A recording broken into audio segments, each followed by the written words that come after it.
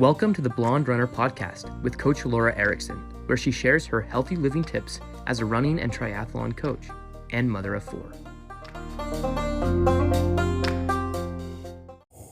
Hi friends, it's Coach Laura, and I wanted to talk about something that's on my mind a lot right now as I'm getting older. So I wanted to cover coping with aging and decreased performance. So on one of the groups I'm on Facebook, I put up this how do you cope with aging and decreased performance, and I got like nearly 300 comments on it. And so obviously it's something a lot of other people think about and definitely have an opinion on, and I wanted to share some of those opinions. So as of now, I'm 51, and as I've gotten older, and I was a collegiate athlete, so as I've gotten older, obviously my performances have decreased, and so that can be frustrating for, I think, a lot of people. And I'm trying to figure out where's the balance between what I should expect from myself to still be able to perform and like finding motivation, because realistically, I would love to be able to hit some times that I did years and years ago, but realistically, that's probably not as realistic as I want it to be. And so, but I still want to find, I still feel like there's a really good athlete in there, and I don't want to just let her go dormant. So that's kind of what I want to talk about today. And I really like some of these comments, so I wanted to share some of them with you, because if you're struggling with this and you need to find some motivation, then maybe this will help you. One of the things that I learned from these comments is, I had never actually looked at this before, but it's interesting. A lot of people were mentioning this age, grades, percentage, or performance calculator, which I had never even seen or heard about before. And so that, if anything you learn from this podcast, that would be something that might be really beneficial to you. So there are definitely several different calculators out there. You can find them if you just type it in and Google it, and you can definitely find it. I can also put a link in the description below. But I found it really useful.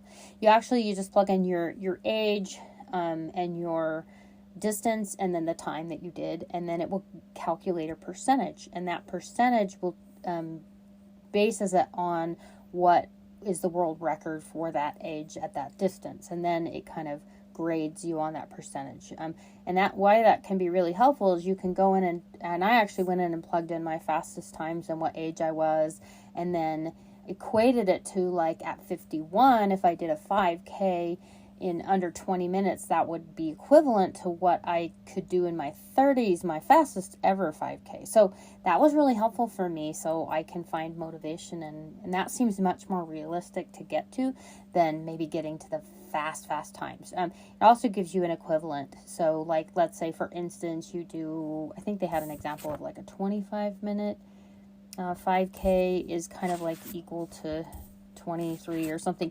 It gives you, I'm trying to see where that information is. Anyway, it just kind of gives you that equivalent. So obviously you change with time, and that, oh yeah, here it is. A 44-year-old woman who runs a 25-minute 5K, its age graded score is 62%, which gives you an idea of what she could do. I mean, like, I think anything over 30 years, and then we sort of start going, I wouldn't say downhill, but it becomes a little harder. So I did want to share some ideas with you of how you can maintain some of your speed really as we age. And I think that's the thing I was most concerned about, is being realistic with myself and still not wanting to like give up and go, well, I'm old, and I find myself saying, well, that was good for my age kind of thing. And I think that's okay in a way, but I also don't want to give up on what my capabilities are. So here's some comments that people made.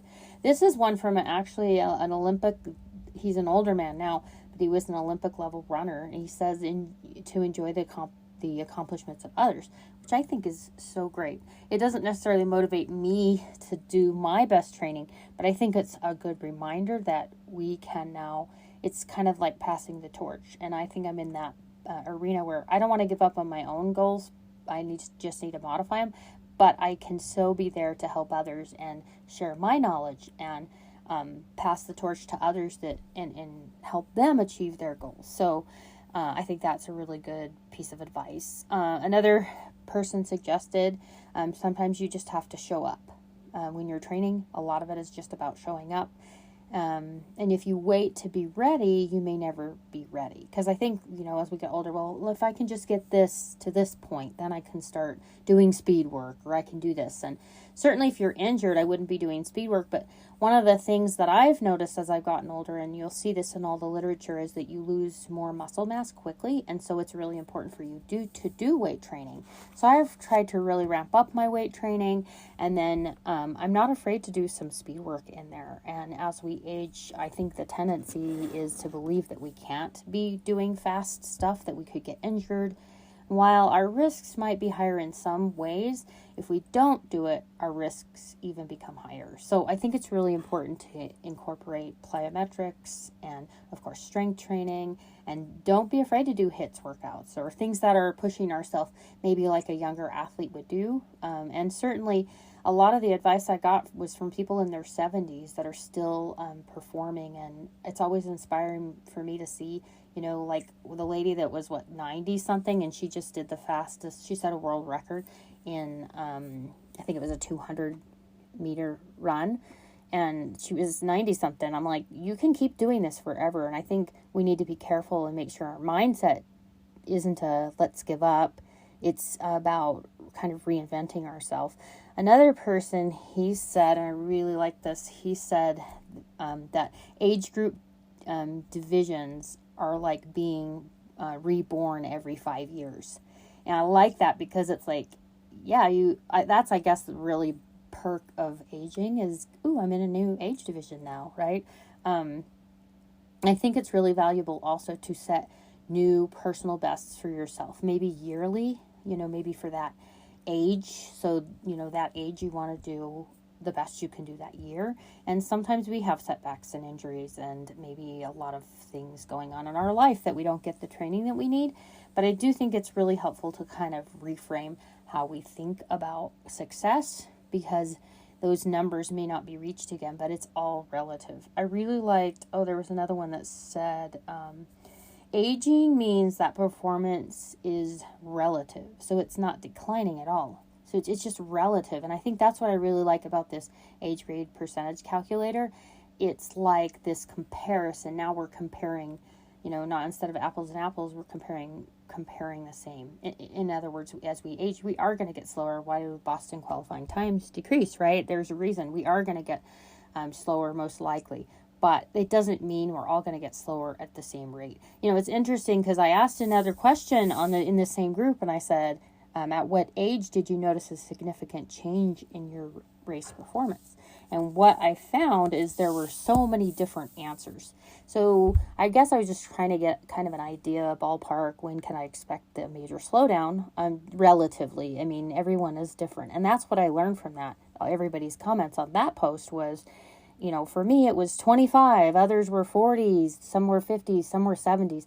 Like they noticed a big decline. I think part of it really depended on their experience. Like some of them started running later in life. Others started, maybe they were collegiate and they noticed a steeper decline sooner just because they performed at a higher level earlier. So it all is relative to you. And I think a lot of it, again, it's that mindset. What do you want to be? Do you want to decrease? For me, it's kind of maintaining where I'm at, maybe not, and improving, of course, but maybe not improving to the speed I was, but improving for where I am at now. And I think that keeps me super motivated because ultimately, I think that's what I want out of that question, was finding motivation where I'm at now, not being too hard on myself. And so for me, and this even happens with my athletes now, the way that you can find motivation is, sorry, that's my printer making noises, but is by seeing progress. So if your goal is to get down to 17-minute 5K, and that's maybe something you did your earlier years like myself, that is maybe not as realistic as I've gotten a lot older. But if I can just take it where I'm at now and say, well, this is my fastest mile this week, what can I do next week or the week after? And that is what motivates me. So it really is comparing yourself to yourself. And I think that's a really important perspective. this is probably one of my favorite comments, I guess, in my mind. It's a total quote I'm going to use in the future as well, is limitations are guidelines to success, not distractors to motivation. And I like that because limitations are a guideline. And honestly, at any age, we have these limiters and we have to work within those parameters. And so it shouldn't distract us or limit us from being motivated because maybe we aren't as fast as we used to be. Then I think it helps you really realize that you need to take a good hard look at what is motivating you. Is it just about fast times, or is it about improving? Or other people had the suggestion of like meeting yourself where you are now and being the best you can be today, like right now. And I know I have other friends that are struggling with different things, and it sometimes is hard to prioritize ourselves. And so sometimes you have to just be graceful and see where you're at now. I mean, there are people out there maybe listening that have had a hip replacement or a knee replacement. So it's not about what you can't do anymore. It's about what you can do. So maybe you are limited in an area, but you still can do this or that. I remember knowing a lady that was bound to a wheelchair, very difficult circumstance with that.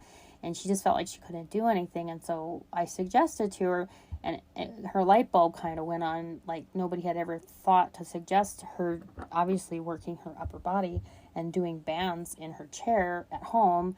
And she started doing that, and it made such a world of difference in her mind, I think, feeling like she was capable of something. Or again, that motivation by seeing progress.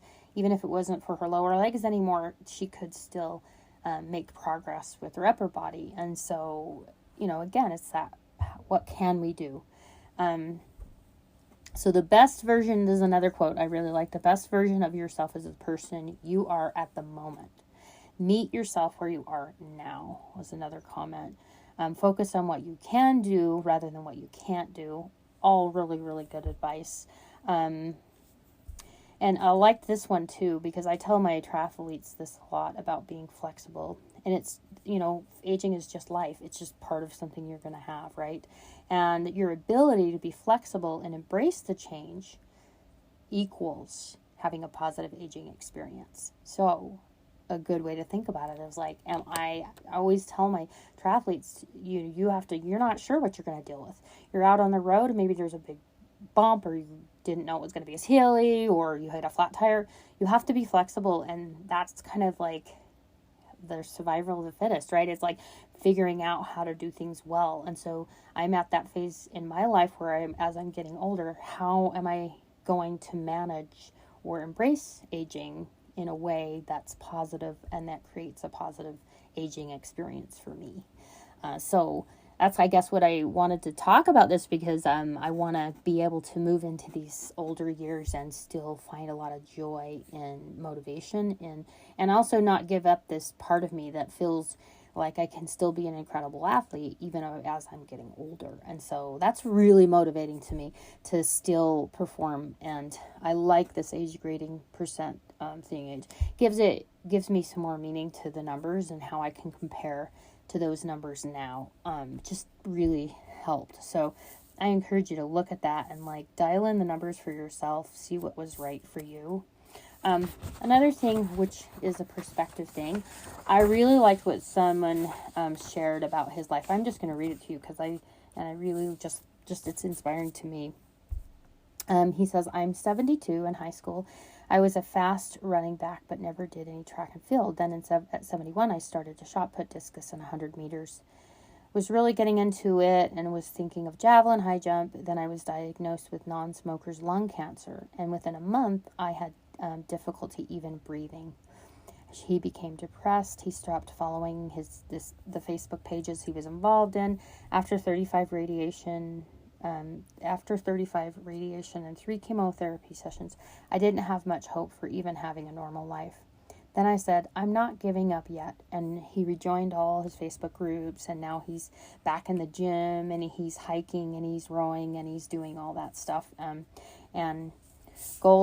He's set goals, and he's hoping to just complete one day. So he kind of didn't give up hope. I think he kind of hit a point where he was like, I'm not giving up. I'm going to fight. And I really love that. I think that's super inspiring for me, because like, I don't want to give in to this idea of I'm aging and oh well, I can't be fast anymore. I just didn't want that. Another comment someone made, which it was just a brief comment, but I loved it. Jacob said, he says he is coping with aging with gusto and vigorous action. And I like, that is it. I think there's a lot of healing and action and doing. And so maybe I'm not performing like I could have when I was in my 20s, but I can still get out there and pull on 2-a-days and eat really healthy and, hydrate well and get my electrolytes and do all those good, healthy things, improving my flexibility. And I still have a lot of progress I can still make. And I love that, and do it with gusto. Like, go after it. And I think if you want to really age well, you have to embrace it, and embrace it in a way that, like, in my view, it just means it's harder in some ways, harder in a good way. It's interesting to me. Somebody else made a comment about, we get slower, but we have more wisdom. And I thought, that actually is very helpful, especially with his long course training. You'll notice that not your youngest athletes actually do as well at Ironman. It's usually athletes with a little more experience. And the reason is because they know how to pace themselves way, way better. Plus, they've been able to experience that with their muscles a lot more. So that counts. So I like that because I have had a lot of experience in racing, and particularly 5Ks. And it's interesting to me, so many athletes start out way too fast and then they die. So I always try to do a negative split. And I'm able to pass a lot of people, even though I'm older, right? So part of it is, I think that there is some wisdom as you age to still perform well because you know how to race better. So I like that. We've got some points in our corner on that, and I think that's great. A lot of people suggested weight room. Performance is relative, as I mentioned before. Ooh, this is another really good quote. This is probably my second favorite quote of all the people that made comments. Most of them are men that made these great comments, but he said, "Don't let what you could do in the past stop you from what you can do now." Oh, I love that.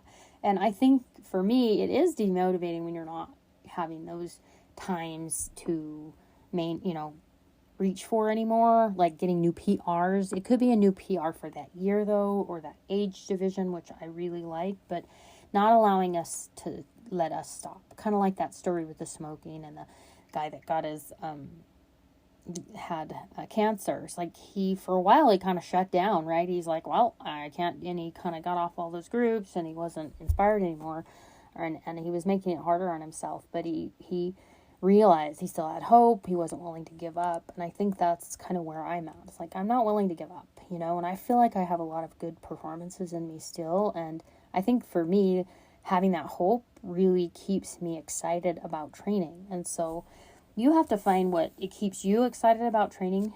But I think as we age, you have to handle it a little bit differently. And another person wrote, as you age, you have to work harder and even rest harder. And I like that too, because I have noticed recovery time does change. And then, this idea of embracing the journey. I kind of like, as I've gotten older, I'm not as competitive, and not in the sense that it's because I can't be, not necessarily. It's more that I've just put things into perspective. Like, racing was a lot more important to me in college. Of course, it was paying for my college, it was different. And, in high school, I was trying to get a scholarship, that kind of thing. But now that I'm older, I can do whatever race I want. And it doesn't really, it matters how I do, and to me, more than anything. But it is, like, I've put it into perspective. Like, in the perspective of everything, it's not that important to do really well in every race I do. I think what's important is, like, for me to live a healthy life, to, like this podcast, healthy living every day. Am I mobile? Am I functional? Am I showing up? Am I pushing myself? Am I mentally strong? There's just so much that goes into health. And then, like I said, it's a motivation component, and making sure I'm also being realistic with what I can expect. And I think if you come to that understanding of what's realistic for you at your age compared to yourself, so you can plug in those different numbers for yourself to see what the percentage it spits out for your age, and then see. So for instance, if I put in my fastest 5K, which I did with the age, and it gave me a percentage, and then I will plug in what I did recently for a 5K, and it will give me a percentage. And if that percentage is higher, than what I did before, or that other number, then that would tell me that I outperformed at my age, that age. Of course, I wasn't. I've got a long way to go. But it does give me motivation to think, okay, if I can hit this pacing, then I'm going to be able to surpass that effort, even if my time isn't there. I hope that makes sense to you. Another really good thought I wanted to read was, all these were from guys. They had some really good advice. But he said, don't let your ego get in the way of your training. The thrill of getting back into the game sometimes overrides our common logic. More is not always better, and I'm speaking from experience. And I really like that. And that's where the quotation, we had a little more of a conversation, and he said, limitations are guidelines. Same guy. And I really, really like that, because it is hard sometimes we let our ego get in the way, and it also can steal our joy. So anyway, I just thought I wanted to bring this to your attention, this age grade calculator that I became enlightened about, just asking those questions. And, don't be afraid to ask those questions that you may be interested in understanding. It really helped me to just read through people that are in the same boat as I am, or even older than me, and hearing their encouraging words and their get after it. And even the people that are like, yeah, it's really hard, but they were able to glean information off of others and just kind of find this motivation. So, ask the questions. Get out there and keep keeping it. Keep going, is what I say. Until next time, live well.